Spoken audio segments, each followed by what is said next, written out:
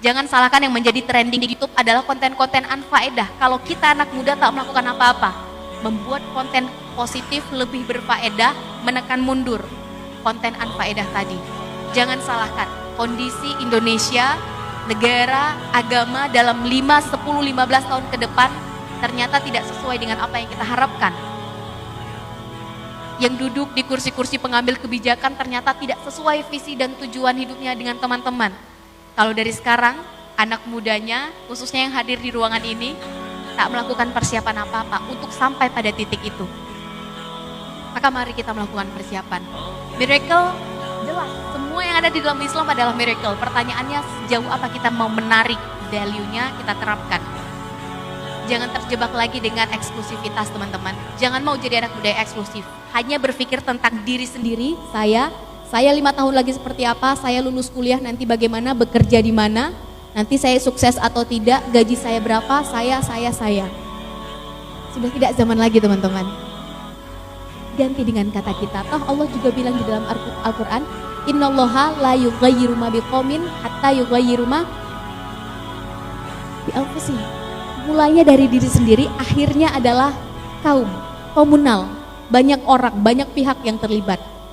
Kalau mulainya dari diri sendiri, hasilnya juga hanya diri sendiri yang merasakan, maka berarti ada formulasi yang salah. Mulainya dari diri sendiri, impact-nya adalah untuk orang banyak, itu adalah salah satu value yang diajarkan Islam. Mari kita lihat, selama ini kita bergerak hanya untuk diri sendiri atau menuju ke kebermanfaatan banyak orang. Yang jelas, dunia bukan hanya mencatat orang yang kaya teman-teman. Dunia juga bukan hanya mencatat mereka yang parasnya ganteng, tampan, atau wajahnya cantik. Dunia juga mencatat orang yang bisa memberikan kebermanfaatan paling banyak untuk orang lain, impact. Dan dunia lebih senang mencatat orang seperti ini. Orang tidak akan peduli teman-teman 5 tahun lagi sukses atau tidak, gaji teman-teman berapa, duduk di kursi apa, tak akan ada yang peduli. Yang orang lain mau peduli adalah apakah kehadiran kita bisa memberikan impact kepada mereka. Maka melihat masa depan, mari kita breakdown. Apa persiapan kita sekarang? Apa yang kita ingin lihat? Setelah ditargetkan, breakdown dulu, lihat berapa waktu yang kita punya, apa kelebihan, kekurangan, tantangan, dan peluang. Analisa pakai analisis SWOT. Kemudian mulai, cari kontrol sosial, cari komunitas, cari mentor. Yang jelas Raja Wali dan Bebek tak akan mungkin berjalan bersama.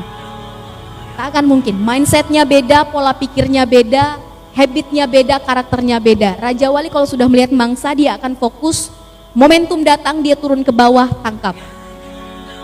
Kalau nggak dapat, akan meleset tapi sedikit saja. Kalau Bebek, kemana-mana mengekor.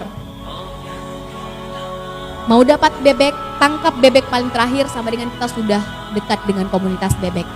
Ini adalah dua komunitas yang tak mungkin bersama. Pilih komunitas teman-teman.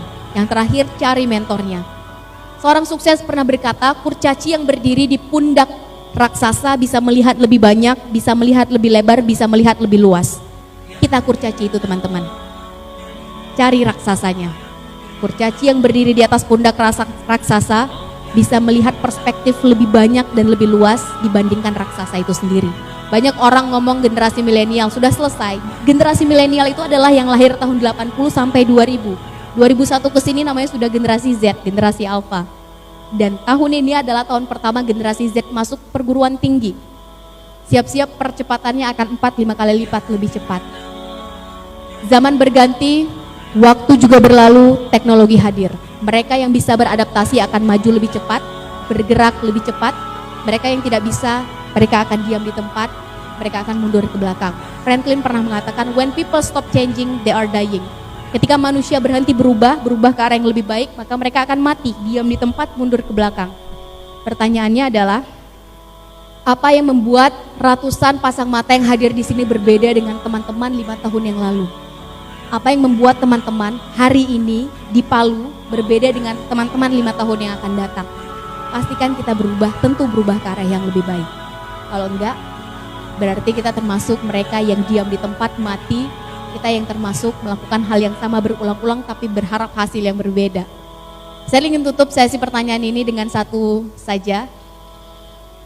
Kalau hanya ada 100 orang anak muda, muslim-muslimah saat ini di Kota Palu yang menginginkan ada perubahan ke arah yang lebih baik, dan mengambil sedikit kontribusi di dalamnya, maka pastikan kita masuk dalam 100 orang itu.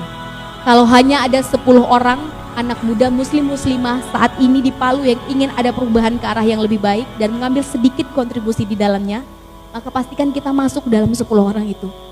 Dan kalau hanya ada 1 orang anak muda, entah itu muslim, entah itu muslimah, di kota Palu yang menginginkan ada perubahan ke arah yang lebih baik dan mengambil sedikit kontribusi di dalamnya, maka pastikan kita adalah orangnya, karena kitalah agen perubahan itu.